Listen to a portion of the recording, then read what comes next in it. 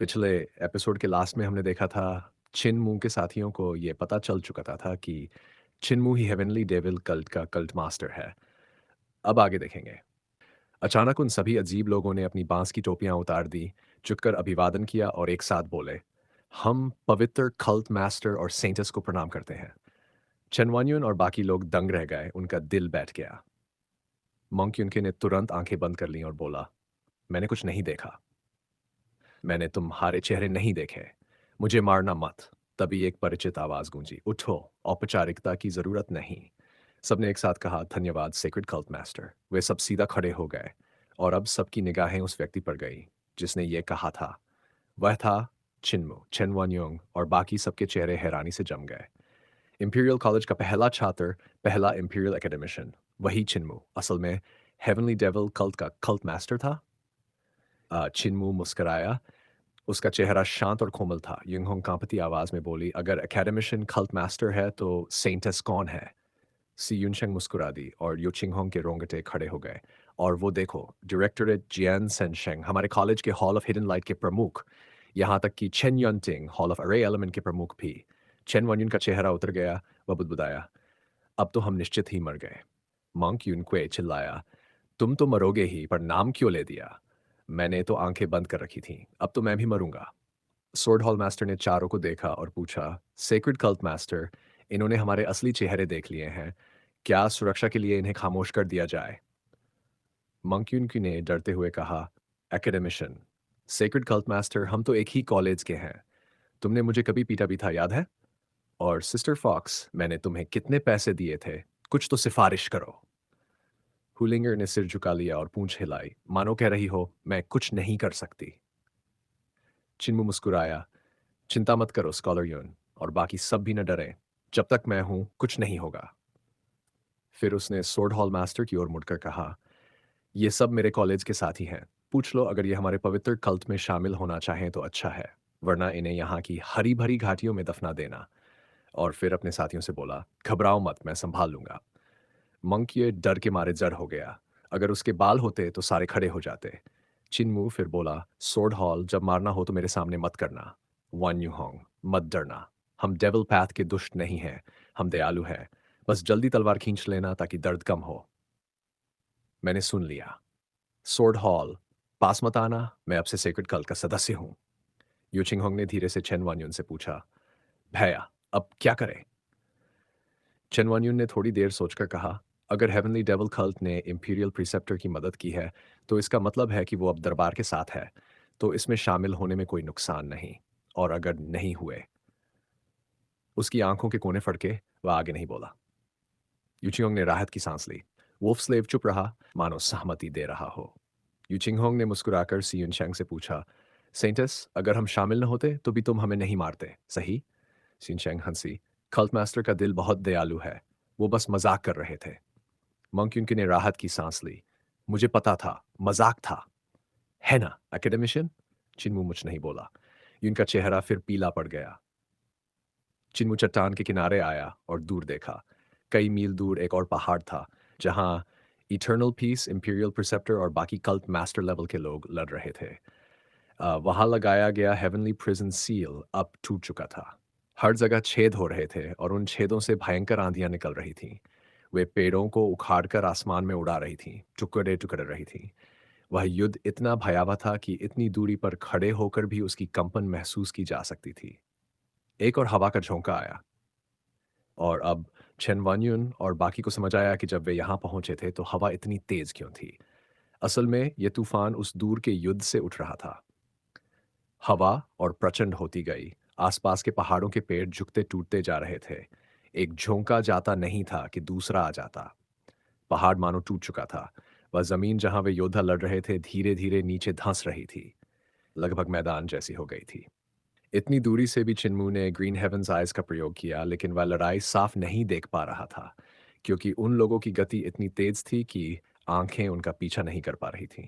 वह बस उनके हिलने डुलने से बने निशानों को देखकर अंदाजा लगा पा रहा था कि कितने लोग अब भी जिंदा हैं। वह बोला, एक और कल्ट मास्टर लेवल अस्तित्व गिर गया। यूचिंग होंग ने देखा कि सभी हेवनली डेविल कल्ट के साधक चुपचाप उसी पहाड़ की ओर देख रहे थे। कोई भी आगे बढ़कर मदद नहीं कर रहा था। वह बोली, क्या आप लोग मदद नहीं करेंगे? चिन्मू बोला, नहीं। इटर्नल पीस इंपीरियल प्रिसेप्टर अकेले इसे संभाल सकता है। 3 पुराने राक्षसों ने अचानक हमला किया था, फिर भी वह 10,000 सैनिकों के बीच जख्मी होकर लड़ा। अगर हमला उसने किया होता, तो शायद कोई भी उसका मुकाबला नहीं कर पाता। हमारा काम बस उसे मौका देना था। जब संप्रदायों के नेताओं की आत्मा टूट गई, वह सबसे सही समय था इंपीरियल प्रिसेप्टर के लिए वार करने का। डार्क जेम चाहे ये डेविल पैथ का नंबर 1 कल्ट हो जो इटर्नल पीस इंपीरियल प्रिसेप्टर की सहायता कर रहा था, या हेवनली डेविल कल्ट जो टेलीपोर्टेशन फ्लैग्स का उपयोग करके इटर्नल पीस आर्मी को स्थानांतरित कर रहा था, इन सब ने सभी कल्ट मास्टर स्तर के अस्तित्वों के दिलों को झकझोर दिया था, क्योंकि उन्होंने विभिन्न सेक्ट्स के डिसाइपल्स का संहार कर दिया था, जिससे उनका मन विचलित हो गया और वे अव्यवस्थित हो गए।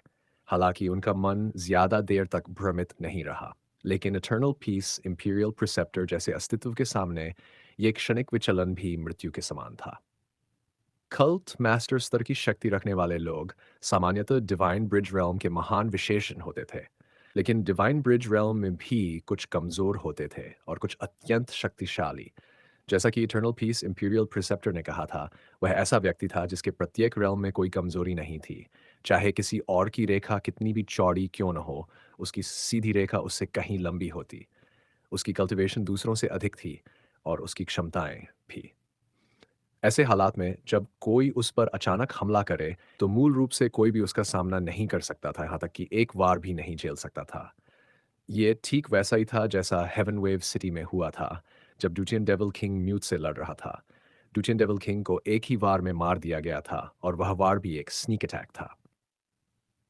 चिन्मू ने अनुमान लगाया कि इटर्नल पीस इंपीरियल प्रिसेप्टर उस पल का लाभ उठाकर, जब वे शक्तिशाली साधक थोड़ी देर के लिए अपना आत्मबल खो बैठे, उनमें से 4 को समाप्त कर सकता है।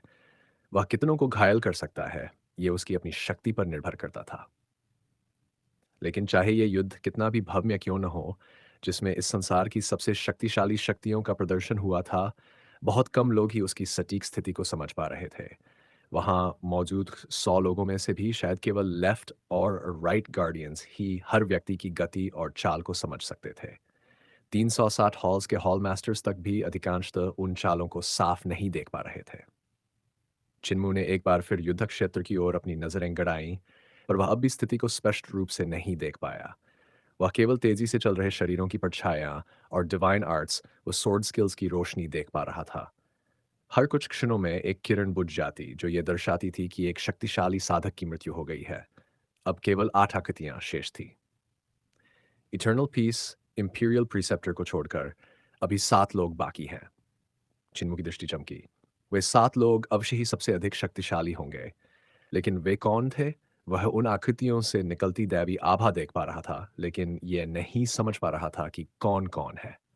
यदि मैं युद्ध की स्थिति नहीं देख सकता, तो ये मेरे लिए एक बड़ा अवसर खोना होगा। पता नहीं क्या मैं अपने हेवंस आइज को जागृत कर सकता हूँ। चिन्मू ने अपना वाइटल ची प्रवाहित किया और उसे अपनी आंखों में भेजा, ताकि सायन हेवंस आइज के फॉर्मेशन मार्किंग्स बना सके। उसकी आंखों में पहले से 3 स्तर के प्यूपल्स थे। पहला उसका स्वयं का प्यूपल, दूसरा हेवंस आइज द्वारा बना प्यूपल, और तीसरा ग्रीन हेवंस आइज द्वारा बना प्यूपल। यदि वह सायन हेवंस आइज बना सके, तो यह चौथा स्तर बन जाता और उसे और गहराई तक देखने की शक्ति मिलती। जैसे ही उसने वाइटल शी अपनी आंखों में प्रवाहित किया, उसे महसूस हुआ कि उसके वाइटल शी के साथ कुछ और भी उसकी आंखों में प्रवेश कर रहा है। चिन्मू चकित रह गया, और अचानक उसे महसूस हुआ कि युद्ध भूमि की हर चीज अत्यंत स्पष्ट दिखाई देने लगी है। उसने सिर झटका और फिर से देखा, पर सब कुछ अब भी उतना ही स्पष्ट था, और उस तो साइन हेवंस आइज के फॉर्मेशन मार्किंग्स बनाए भी नहीं थे। मेरी आंखों में किसी और की आंखें हैं। चिन्मू की रीढ़ में ठंडी सी हरन दौड़ गई। अब वह इटर्नल पीस इंपीरियल प्रिसेप्टर की हर गति और क्रिया देख पा रहा था, हर डिवाइन आर्ट, हर स्वॉर्ड स्किल की परतें, यहाँ तक कि उनकी संरचना तक। हर हाव भाव और हर क्रिया उसकी आंखों में प्रतिबिंबित थी। ये वह दृश्य नहीं था जो उसकी अपनी अपनी आंखें देख रही थीं, बल्कि कोई और उसकी आंखों के माध्यम से यह सब देख रहा था। आखिर वह कौन था जो उसकी आंखों को उधार लेकर यह युद्ध देख रहा था? उसे अचानक याद आया, जब उसने हेवन वेव सिटी में ड्यूचियन डेविल किंग को समन किया था, तब ड्यूचियन डेविल किंग की कॉन्शियसनेस और मैजिक पावर ने उसके शरीर को माध्यम बनाकर डेविल गॉड की स्कल्पचर में प्रवेश किया था। तब उसकी भौहों के मध्य का स्थान फट गया था और वहां से चिंगारियां निकलकर डेविल गॉड की स्कल्पचर में प्रवाहित हो गई थीं। जब वह ओवरलॉर्ड बॉडी 3 एलिक्सर टेक्निक चला रहा था, उस समय उसने महसूस किया था कि उसकी वाइटल ची के साथ कुछ और भी उसके शरीर में प्रवाहित हो रहा है। जब ग्रेट माउंटेन सेक्ट के डिसाइपल्स आए और डेविल विथड्रॉ कमांड का प्रयोग किया, तब भले ही वह ड्यूटियन डेविल किंग को पूरी तरह वापस नहीं भेज पाए, चिन्मू ने महसूस किया कि जब डेविल विथड्रॉन की रोशनी ड्यूटियन डेविल किंग के शरीर पर पड़ी, तो वह संबंध टूट गया। उसकी कॉन्शियसनेस और मैजिक पावर जो उसके शरीर से बह रही थी, कट गई। इसका अर्थ था, ड्यूचियन डेविल किंग की कॉन्शियसनेस और मैजिक पावर का एक अंश अब भी चिन्मू के शरीर में रह गया था। तो फिर जो मेरे शरीर में रह गया है और मेरी आंखों से युद्ध को देख रहा है, वह कोई और नहीं बल्कि ड्यूचियन डेविल किंग ही है। चिन्मू कुछ भयभीत हो गया। ड्यूचियन डेविल किंग की ये कॉन्शियसनेस उसके शरीर में कहाँ छिपी है? और जब वह ओवरलॉर्ड बॉडी 3 एलिक्सर टेक्निक का अभ्यास कर रहा था, तो उसे कभी कोई असामान्यता क्यों महसूस नहीं हुई? ड्यूचियन डेविल किंग क्या योजना बना रहा है? ग्रैनी सी के शरीर में डेविल कल्ट मास्टर ली थियनशिंग था, और अब यदि उसके शरीर में ड्यूचियन डेविल किंग हो, तो यह तो हास्यास्पद बात होगी। जिन्मू चुप हो गया। ये उसके लिए अच्छा था कि ड्यूचियन डेविल किंग उसकी आंखों को उधार लेकर युद्ध देखे। इससे वह भी बैटलफील्ड की स्थिति और उन सभी एक्सपर्ट्स के डिवाइन आर्ट्स देख सकता था, जिससे उसका जान बहुत बढ़ सकता था। मेरे भीतर जो कुछ है, वह केवल ड्यूचियन डेविल किंग की कॉन्शियसनेस और मैजिक पावर का एक हिस्सा है। चाहे वह कितना भी शक्तिशाली क्यों न हो, वह इतना शक्तिशाली नहीं हो सकता। जब तक मैं उसे ढूंढ लूं, मैं अवश्य ही उसे निकाल फेंकूंगा। मुझे उसे सतर्क नहीं करना चाहिए, बल्कि ये जताना चाहिए कि मुझे कुछ पता नहीं। अब वह अंततः युद्ध को स्पष्ट रूप से देख पा रहा था। इटर्नल पीस इंपीरियल प्रिसेप्टर की तलवारें भौतिक नहीं थीं, बल्कि वाइटल ची से बनी थीं, जो इच्छानुसार एकर और विसर्जित हो सकती थी। उसके चारों ओर जलती हुई लौ थी, जैसे कोई देवता दे दीप्यमान हो। चिन्मू को याद आया कि विलेज चीफ के शरीर पर भी उसने ऐसी ही रोशनी देखी थी। जब eternal peace imperial preceptor sword skills चला रहा था, तब उसकी सबसे साधारण तलवार मुद्रा भी अत्यंत जटिल और अद्भुत प्रतीत हो रही थी। उसकी स्वॉर्ड स्किल्स में केवल मूलभूत रूप नहीं थे, बल्कि अत्यंत जटिल गणनाएं और परिवर्तन भी शामिल थे। डाउ सेक्ट का डाउ स्वॉर्ड। चिन्मू चकित रह गया। उसने इटर्नल पीस इंपीरियल प्रिसेप्टर की स्वॉर्ड स्किल में डाउ सेक्ट के डाउ स्वॉर्ड की झलक देखी। यह अत्यंत जटिल गणनात्मक तकनीक थी। जैसे यिन यांग चिह्न कोई भी एक वृत्त बना सकता है, लेकिन यह गणना करना कि उस वक्र रेखा ने वृत्त को कितने अनुपात में विभाजित किया है, हर किसी के लिए संभव नहीं। यह डाउ सेक्ट के प्रथम रूप से जुड़ा था, यिन and yang come and go within two modes. इस रूप को साधने के लिए कैनन ऑफ सुप्रीम मिस्ट्री का प्रयोग अत्यंत आवश्यक था। जब yin and yang come and go within two modes अनंत संख्याओं की गणना में प्रयुक्त होता, तब इसकी शक्ति चरम पर पहुंचती, और जो इससे भी उच्चतर पाना चाहता, उसे सुकोंग और चिंगजिंग डेसिमल तक गणना करनी पड़ती। इटर्नल पीस इंपीरियल प्रिसेप्टर का गणित में ध्यान अत्यंत गहरा है, चिन्मू ने मन ही मन सोचा। यदि मुझे यह पता होता, तो दक्षिण की यात्रा के समय मैं उनसे कैनन ऑफ सुप्रीम मिस्ट्री के बारे में सलाह लेता। इंपीरियल प्रिसेप्टर जिनसे टकरा रहा था, वे तीन वृद्ध साधक थे, टीचर पोर, वंडरर ली और ट्रू लॉर्ड। वे निस्संदेह पुराने युग के शीर्ष साधक कहलाने योग्य थे। उनके शरीरों से निकलती रोशनी उन्हें तीन प्राचीन देवताओं जैसा बना रही थी, और प्रत्येक की अपनी अनोखी कला थी। टीचर पोर के हाथ में जो विशाल ब्रश था, वह एक ब्रश जैसा दिखता था, पर उसके बाल अत्यंत लंबे थे, कुछ कुछ हॉर्सटेल विस्क जैसा, लेकिन उसके रूपांतरण अपेक्षाकृत सीमित थे। वॉन्डरर ली एक स्वॉर्ड कल्टिवेटर था और स्वॉर्ड स्किल्स का अभ्यास करता था। उसकी तलवार कला अत्यंत जटिल थी, लेकिन इटर्नल पीस इंपीरियल प्रिसेप्टर से निम्न उसके स्वॉर्ड फॉर्म्स 14 मूलभूत रूपों से बने थे। भले ही वे अद्भुत थे, लेकिन अब वे समय से पीछे रह गए थे। काल आगे बढ़ गया था, पर वह वहीं ठहरा रह गया था। ट्रू लॉर्ड थियन विषैले कीटों को रिफाइन करता था, उन्हें विचित्र ड्रैगनों के रूप में परिवर्तित करता था। जैसे 300 गज लंबा heavenly centipede dragon, heaven silkworm जिसे ड्रैगन सिल्कवर्म में बदला गया, एक हरा सांप जिसे ग्रीन फ्लड ड्रैगन बनाया गया, और ऐसी अनेक विचित्र आकृतियां। भले ही वे प्राणी शक्तिशाली थे, लेकिन इटर्नल पीस इंपीरियल प्रिसेप्टर की तलवार कला के सामने एक एक कर गिरते चले गए। चिन्मू ने अनुमान लगाया कि ट्रू लॉर्ड थियान अब अधिक देर तक नहीं टिक सकेगा। इन तीनों के अतिरिक्त चार और लोग शेष थे।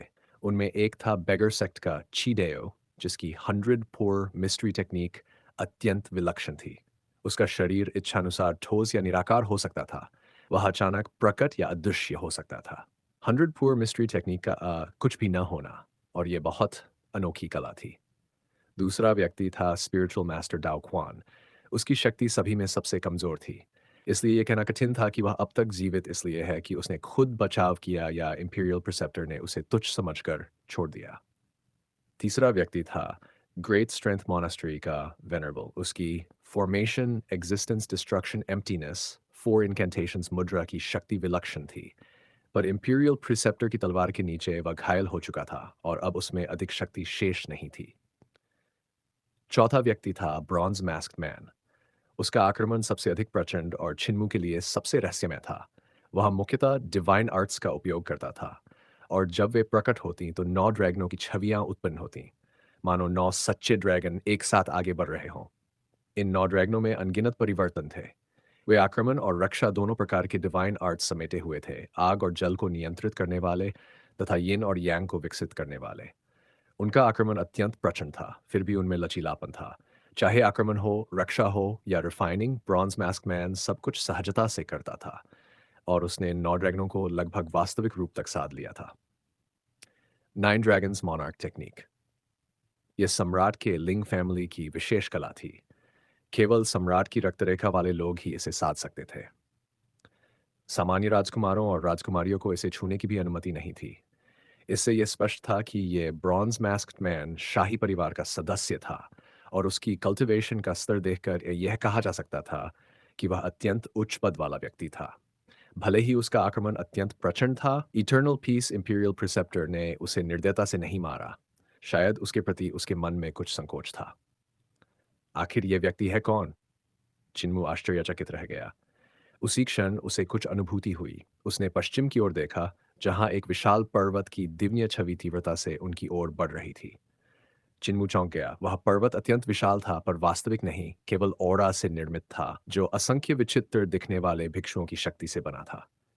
माउंट मेरू। उस पर्वत की अनेकों चोटियां थीं। हर चोटी पर एक भिक्षु पद्मासन में बैठा था। कोई जेड वेस पकड़े खड़ा था, कोई मुस्कुराते हुए बैठा था। सबसे ऊंची स्वर्णिम चोटी पर एक विशाल बुद्ध विराजमान था।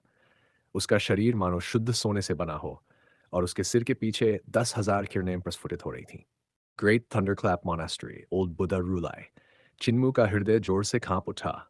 ग्रेट थंडरक्लैप मोनास्ट्री आ गया था। स्वयं रूलाई अपने गार्डियंस, वेनरेबल्स, बोधिसत्वस और अरहत्स के साथ यहाँ आ रहा था। वह क्या करने आया है?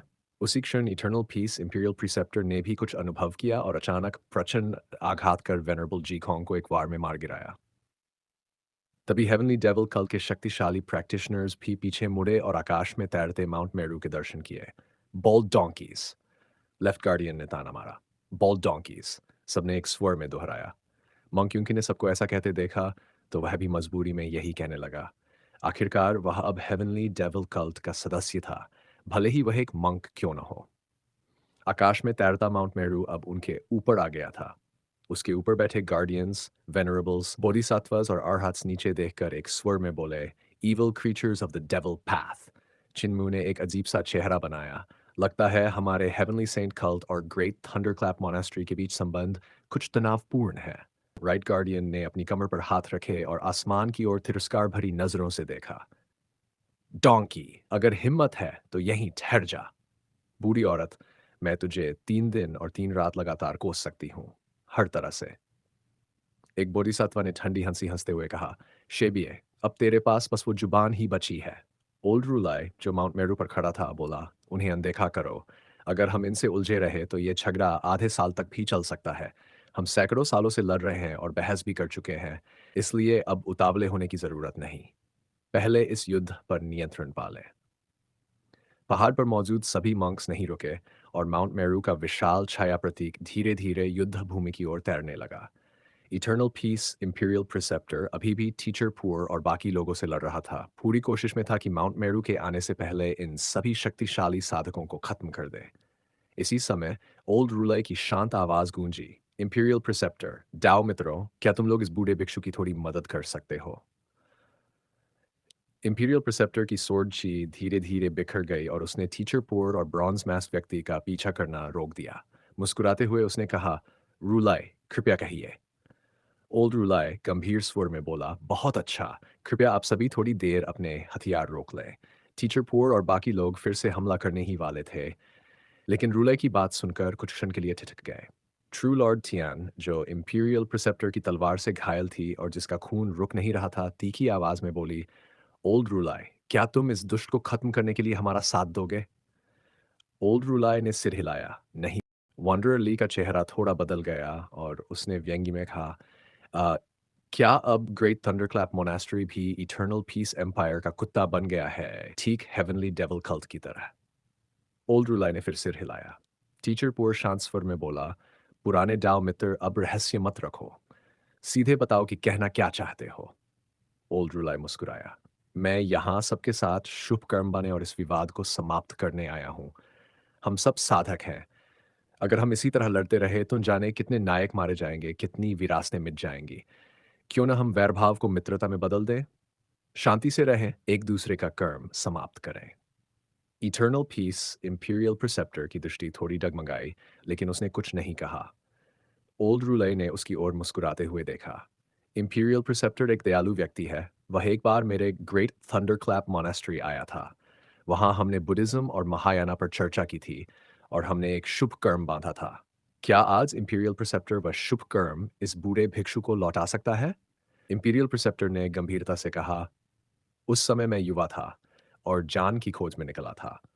जब मैं ग्रेट थंडर क्लैप मोनास्ट्री पहुंचा, तब रूलाई ने कोई भेदभाव नहीं किया और मुझे साधना में दिशा दी। इसलिए मैं आधा शिष्य कहलाता हूँ। ये मेरा कर्तव्य है कि मैं वह शुभ कर्म लौटाऊं। परंतु क्या मैं ये सुनिश्चित कर सकता हूँ कि मैं बाघ को फिर से पहाड़ में नहीं छोड़ रहा हूँ? ये लोग विद्रोह के प्रमुख हैं। क्या वे सच में छोड़ देंगे? अगर वे फिर से बगावत करें तो फिर से अनगिनत जाने जाएंगी। रूलाई, तुम दयालु हो, इसलिए मेरे मन की चिंता अवश्य समझ सकते हो। ये बूढ़ा भिक्षु उन्हें ग्रेट थंडरक्लैप मोनास्ट्री में दीक्षित कर देगा, ताकि वे सांसारिक मामलों में फिर कभी हस्तक्षेप न करें। इंपीरियल प्रिसेप्टर, तुम्हें यह कैसा लगेगा? इंपीरियल प्रिसेप्टर ने कोई उत्तर नहीं दिया। ओल्ड रूलाई ने टीचर पुअर और बाकी सब की ओर देखा। तुम सब एक समय में महान प्रतिभाएं थे, अपने युग के अद्वितीय नायक, जीवन भर शक्ति और गौरव में रहे। क्या अब तुम सब अपने हथियार रखकर बुद्धिज्म को स्वीकार नहीं कर सकते? ट्रू लॉर्ड थियान ने व्यंग्य से कहा, ओल्ड रूलाई, तुम्हारे ग्रेट थंडरक्लैप मोनास्ट्री और हमारे साथ मिलकर इस दुष्ट को खत्म करना कितना आसान है। अगर तुम अभी यह अवसर छोड़ देते हो तो तुम्हारा मठ भी सुरक्षित नहीं रहेगा। जब इंपीरियल प्रीसेप्टर हम सबको समाप्त कर देगा तो अगला लक्ष्य तुम रहोगे। क्यों नहीं अपनी डेविल्स डूइंग टेक्निक्स दिखाते और उस पर निर्ममता से हमला करते? ओल्ड रूलाई मुस्कुराया। इंपीरियल प्रीसेप्टर चाहे बुद्धिज्म के प्रति कैसा भी व्यवहार रखे, जब तक इस संसार में श्रद्धा है, तब तक बुद्धा का अस्तित्व बना रहेगा। चाहे देव हो या दानव, जब तक विश्वास रहेगा, बुद्धिज्म न तो इंपीरियल प्रिसेप्टर के नष्ट करने से मिटेगा, न उसके समर्थन से फलेगा। अगर तुम अपने वैर छोड़ना चाहो तो मेरे साथ चलो। अगर नहीं तो इसका अर्थ है कि हमारा कोई साझा भाग्य नहीं। अब मैं चलता हूँ। अचानक आकाश से कुछ आकृतियां नीचे उतरी और इंपीरियल प्रिसेप्टर के पीछे उतरी। इटर्नल पीस एम्पायर के 100 सेनापति, जिनके कवच रक्त से भीगे थे और जिनकी युद्ध इच्छा आकाश तक फैल रही थी। ड्यूक वेई ने ऊंची आवाज में कहा, क्या बात है? रूलाई भी यहां मजा लेने आ गया? क्या मौका देखकर फायदा उठाना चाहता है? इंपीरियल प्रिसेप्टर, चलो इस बूढ़े गंजे को और उसके चेलों को साफ कर दें। इंपीरियल प्रिसेप्टर ने हाथ उठाकर उसे चुप कराया। धीरे से बोला, दोनों पक्षों का नुकसान होना अच्छा नहीं। अगर ओल्ड रूलाई बीच बचाव करने आया है तो ये अच्छी बात है।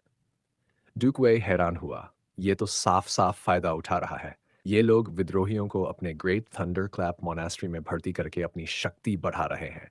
अगर इन्हें छोड़ दिया गया तो ये ऐसे होगा जैसे बाघ को फिर से जंगल में छोड़ देना। आगे बहुत मुसीबतें होंगी। इंपीरियल प्रिसेप्टर, 3 बार सोचो। इंपीरियल प्रिसेप्टर मुस्कुराया। ओल्ड रूलाई ने वचन दिया है कि वे सांसारिक मामलों में हस्तक्षेप नहीं करेंगे। मैं उस पर विश्वास करता हूँ। ड्यूक वेई ने आंखें फाड़ दी। तुम सच में इस गंजे पर भरोसा कर रहे हो? जिनके सिर पर बाल नहीं, उन पर भरोसा नहीं करना चाहिए। इंपीरियल प्रिसेप्टर ने हाथ उठाया। ओल्ड रूलाई बुद्धिज्म का प्रमुख है। अगर वह शांति लाने आया है तो ये पुण्य कर्म है, और वैसे भी मैं खुद भी घायल हूं। माउंट मेरू पर खड़े बोधिसत्वास और आर्हत्स ने यह सुना और एक दूसरे की ओर देखा। ओल्ड रूलाई ने बुद्धा का नाम लेकर मंत्रोच्चार किया ताकि अपने अनुयायियों को शांत रख सके। फिर मुस्कुराया। चूंकि इंपीरियल प्रिसेप्टर शांति से सुलह करने को तैयार है, तो बाकी सब क्या सोचते हैं? टीचर पुअर टीचर पुअर और बाकी ने एक दूसरे की ओर देखा और चुपचाप सिर हिला दिया।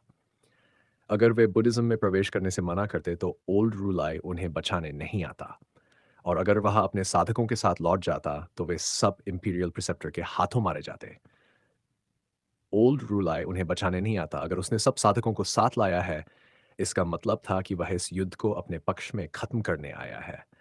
अगर वे ग्रेट थंडरक्लैप मोनेस्ट्री में शामिल हो जाएं तो इंपीरियल प्रिसेप्टर भी कुछ नहीं कर पाएगा। ओल्ड रूलाई मुस्कुराया। चूंकि सब भाई बहन अपने वैरभाव छोड़कर कम्युनिस्ट बुद्धिज्म स्वीकार करने को तैयार है, तो जान लो, ये संसार माया है और तुम सब निश्चित ही अपने दाव को प्राप्त करोगे। इंपीरियल प्रिसेप्टर इंपीरियल प्रिसेप्टर ने ब्रॉन्ज मास्क व्यक्ति की ओर इशारा किया। रूलाई, यह व्यक्ति रहना चाहिए। ब्रॉन्ज मास्क व्यक्ति के मन में डर की लहर दौड़ गई। ओल्ड रूलाई की भौहें हल्की से खुरीं। माउंट मेरू पर बैठे सभी बोधिसत्वस वेनरेबल्स ने एक स्वर में बुद्धा का नाम जपा। इंपीरियल प्रिसेप्टर मुस्कुराया। वह रहना ही चाहिए। उसकी आवाज हल्की थी, लेकिन स्वर में आदेश की दृढ़ता थी। यह बात तय थी। ओल्ड रूलाई ने आह भरी। यह दयालु व्यक्ति, इसका बुद्धिज्म से कोई भाग्य नहीं है। टीचर पुअर, मेरे सभी वरिष्ठ भाई बहन, कृपया पर्वत पर चलिए। टीचर पुअर और बाकी ने एक पल झिझकते हुए ब्रॉन्ज मास्क व्यक्ति की ओर देखा, फिर दांत भींचते हुए माउंट मेरू की ओर बढ़े। उन्होंने एक साथ कहा, ओल्ड, हमें क्षमा करो। ब्रॉन्ज मास्क व्यक्ति जोर से हंसा। इंपीरियल प्रिसेप्टर, अब तुम मेरा क्या करोगे? इंपीरियल प्रिसेप्टर ने निर्विकार स्वर में कहा, मैं तुम्हें गिरफ्तार करके राजधानी ले जाऊंगा, सम्राट से मिलवाने।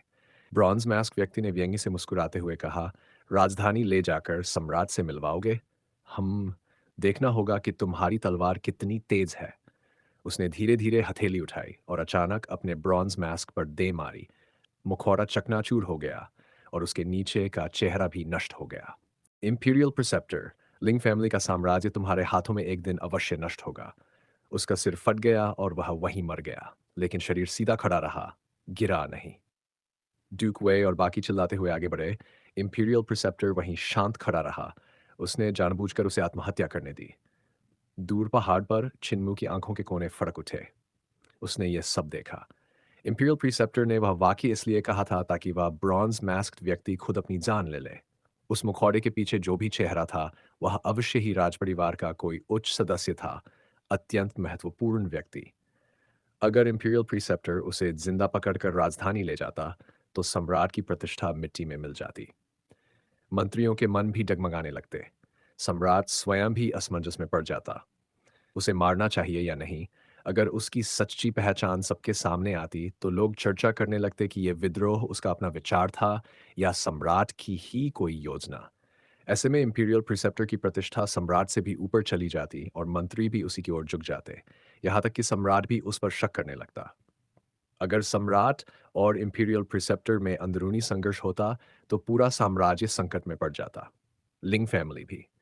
इसीलिए ब्रॉन्ज मास्क्ड व्यक्ति को अपनी जान लेनी ही थी। वह लिंग फैमिली की इज्जत बचाने के लिए खुद को बदसूरत बनाकर मर गया, ताकि कोई उसकी पहचान न जान सके। इंपीरियल प्रिसेप्टर ने उसे इसलिए नहीं रोका क्योंकि वह यही चाहता था। अगर वह खुद अपना चेहरा न बिगाड़ता, तो इंपीरियल प्रिसेप्टर खुद ऐसा करता। वह न तो सम्राट की बेइज्जती चाहता था, न लिंग फैमिली की। यह सबसे उचित अंत था। अगर वह उसे सच में राजधानी ले जाता, तो यह सीधी बगावत मानी जाती। इंपीरियल प्रिसेप्टर को सिंहासन नहीं चाहिए था। वह तो बस इटर्नल पीस एम्पायर का उपयोग अपने लक्ष्य के लिए कर रहा था, 3 अमर कर्मों को पूरा करने के लिए। वह सेंट बनना चाहता था। माउंट मेरू से ओल्ड रूलाई ने झुककर कहा, इंपीरियल प्रिसेप्टर, अब जब सब निपट गया, यह बूढ़ा भिक्षु विदा लेता है।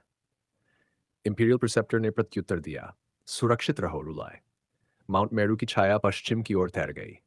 Teacher poor, true Lord Tian और बाकी पीछे मुड़कर देख रहे थे। इंपीरियल प्रिसेप्टर ने ब्रॉन्ज मास्क्ड व्यक्ति का सिर काटने और यहीं दफनाने का आदेश दिया था। शरीर को ताबूत में रखकर राजधानी भेजने की तैयारी हुई।